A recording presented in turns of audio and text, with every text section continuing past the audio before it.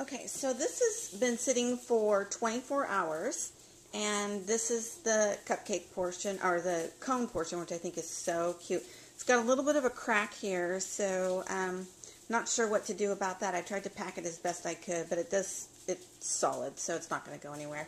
And then this one I did, this is the actual cupcake portion down here, and they're really rock solid, and now we're going to work on the frosting. So what we need to do here is take 3 tablespoons of meringue powder, and I just got meringue powder.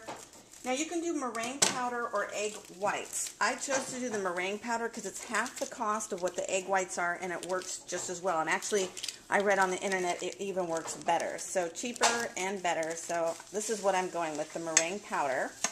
And I just found this just a local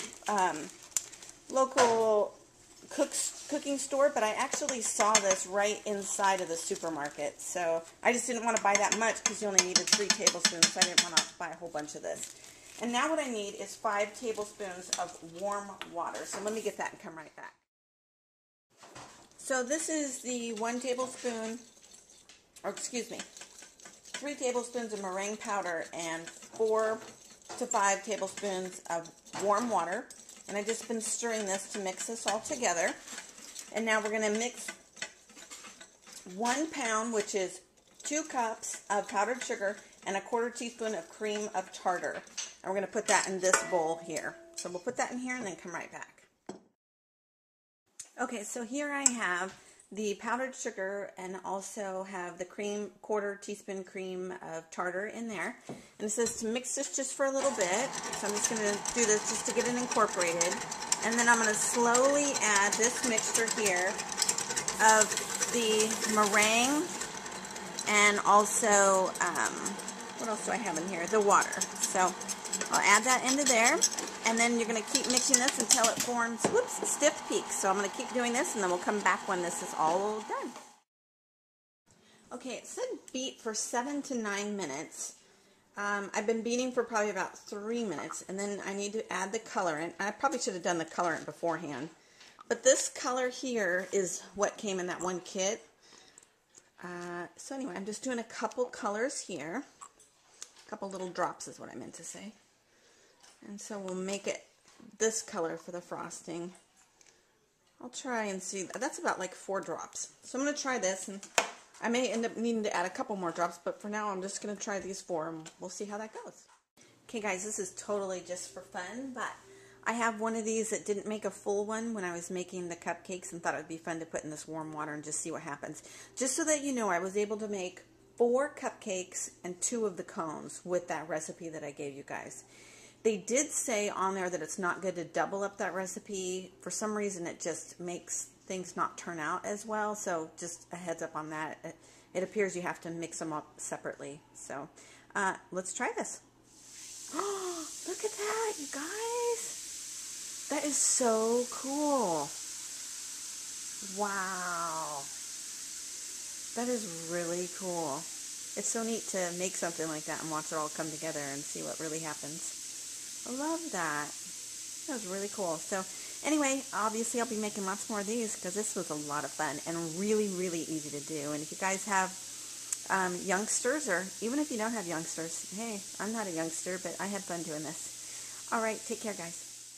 And I'm going to show you really quick how I made this adorable little card. I used 2 different cartridges for this. I used the wild card cartridge, and I cut out the square, which is on page 34, and that's the blackout feature that I did here, and cut that out at 3 inches, which is this card, or you can just cut it a 3x6. And then for the envelope, I actually did this in 4 inches, because when I did 3, it was too big. So this is the envelope that goes with this, and this is cut at 4 inches. So really easy to do, really super cute. And so on here is page 27. I cut this out at 1.5 inches. I pressed the shift and repeat last. I also cut this out at 1.5 inches. And then I went over to press the layers button, shift and repeat last. And I cut this little circle out here, and that's this little cherry on top here. So that was it. Really simple to put together, and I think it turned out really cute. So let's get started now on making the actual cupcake portion of that, which this is the cupcake that I used. And I cut this out at 7 1/4. So let me show you what I've done here. And let's see here. I'm going to just tape all this together.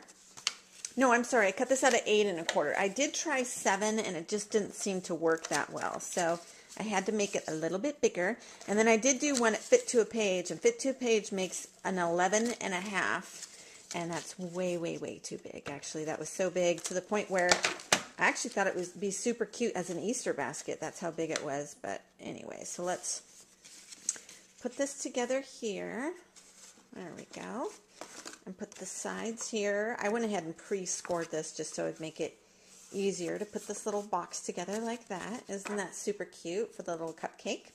And now what we're going to do is put together this flower. And I'm trying to think which flower I cut this from. I cut it from one of these little guys here. Let's see.